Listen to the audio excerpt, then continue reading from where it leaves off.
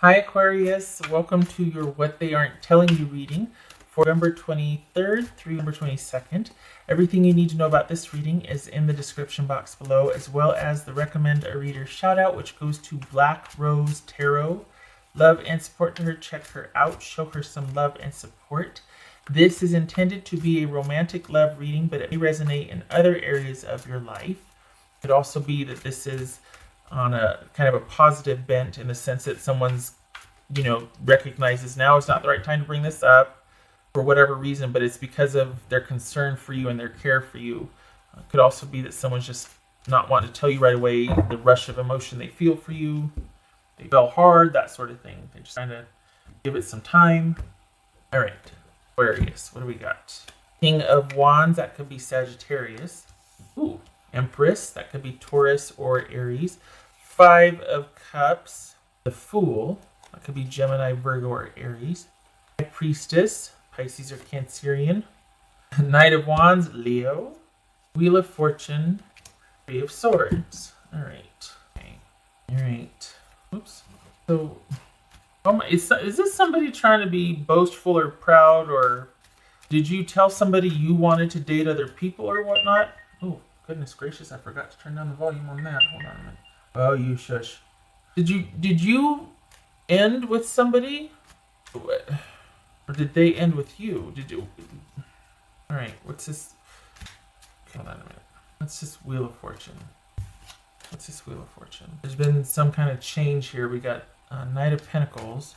So there's a change in status. There's been a change here. This is the aftermath of something. There's a calm here. What's this Five of Cups about? High Priestess. High Priestess. This is someone that is okay. So there was some kind of the question of taking things to the next level.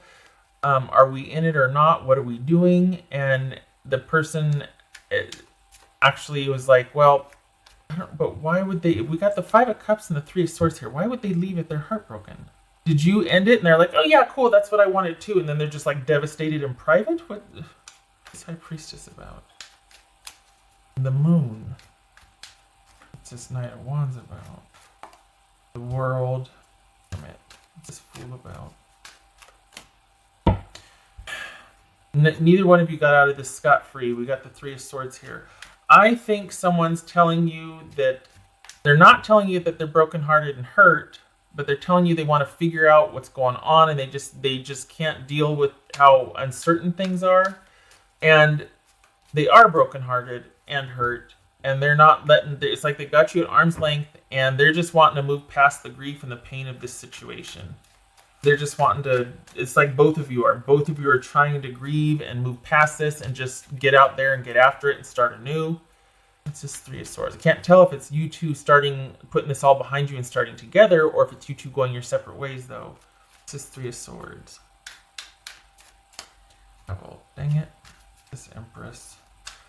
This is someone that, oh, shoot. It's like this is someone that's going to do what they've always done. This is how they always handle crisis and trauma and drama. They bluff and they talk about conquering this and dealing with that and working on this, and it's a new day and I'm going to really get in. No. You can be dealing with the Sag, Leo, Capricorn, Gemini, Virgo, or Aries, Taurus, Aries, Pisces, Cancerian. Pisces or Cancerian. But this is someone just kind of doing what they always do. And this could be somebody's addiction getting in the way, and someone saying they want to go and handle a health issue or a mental health issue, addiction, that sort of thing. Something that's kind of been long-standing and bothersome. But this is just, no. Maybe they're saying that to try and save face. I'm sorry. I don't want this to be negative. I just feel like you're both brokenhearted here, and they're, wanting a new start to find somebody that's their fit. It's going to be really great. It's about security and stability. And I'm going to go looking for it, and they're not. They're going to kind of just do what they always did. Part of this feels like somebody being like, yeah, no, it's fine. It's cool. Yeah, okay, fine, cool. And then they go and they like implode in private. And they might want to maintain some sort of friendship or make it seem like it's totally fine if you two are still talking or whatever, but they're not doing well. And this is someone that's just going to revert back to old habits. And they're sad. They don't want this, but they certainly don't want to be where they're not wanted. And there's something that keeps them from connecting with others. There's some kind of private hell, that I don't know how else to say it, that they're dealing with that keeps them from being able to fully connect or commit to others. They're caught in some kind of cycle.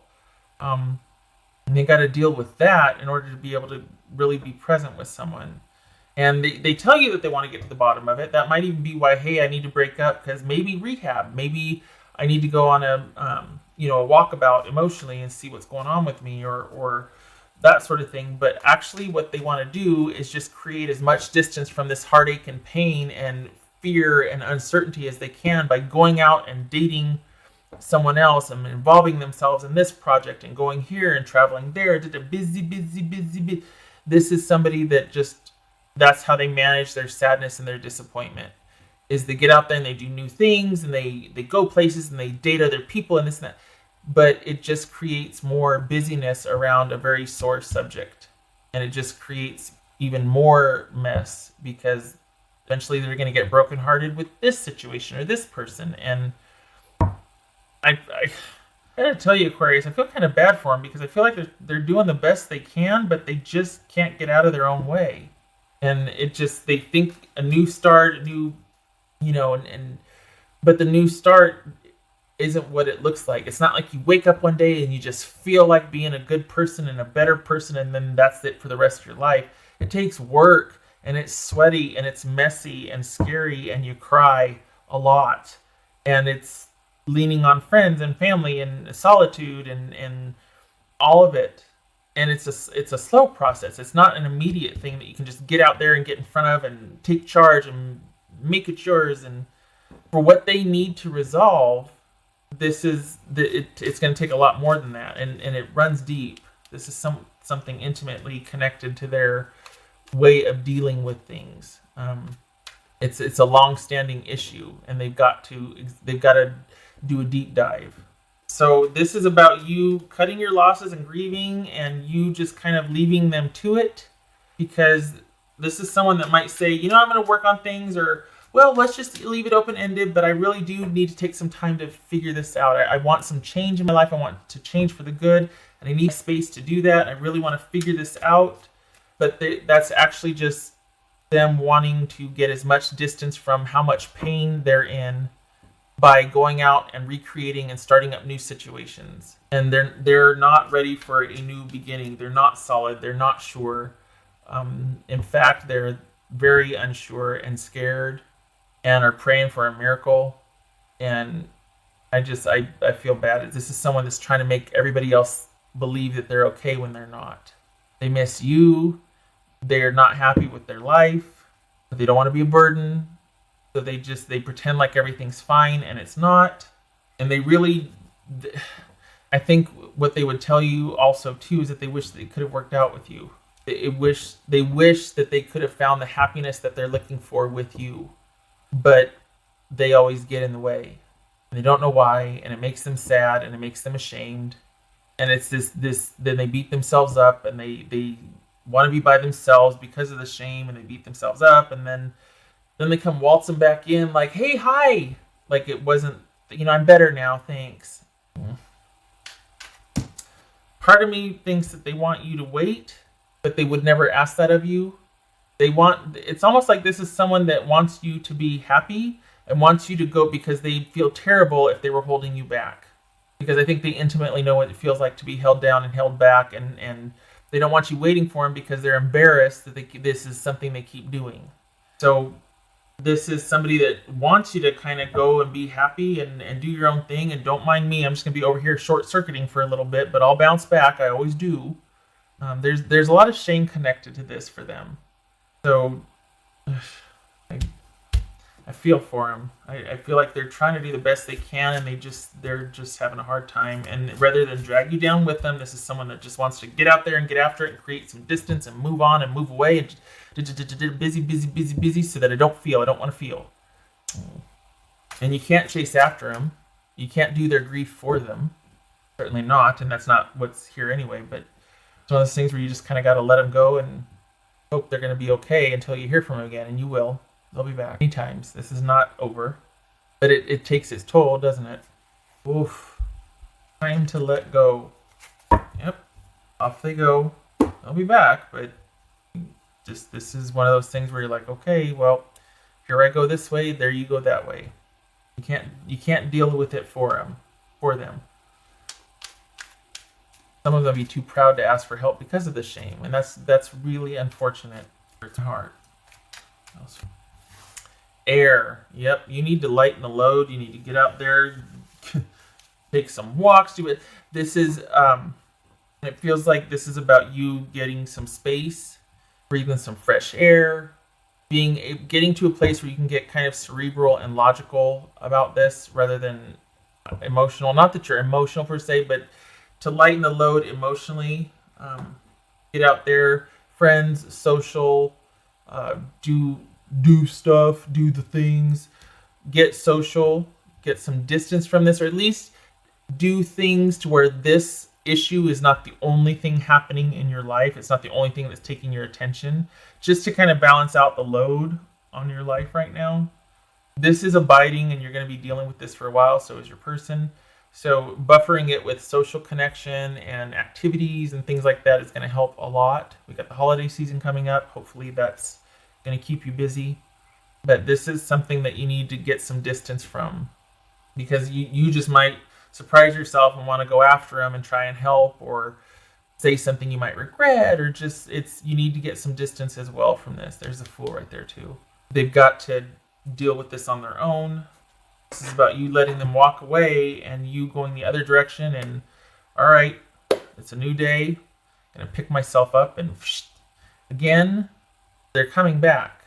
But this is not about you pining or waiting for them, because this is someone that's not very predictable or very stable. Not because they're a jerk, just because that's just not how they are. It's not, but it's not for you to wait around for them. You need to heal, and you need to move on. Move forward. Heal and move forward. Just for Aquarius.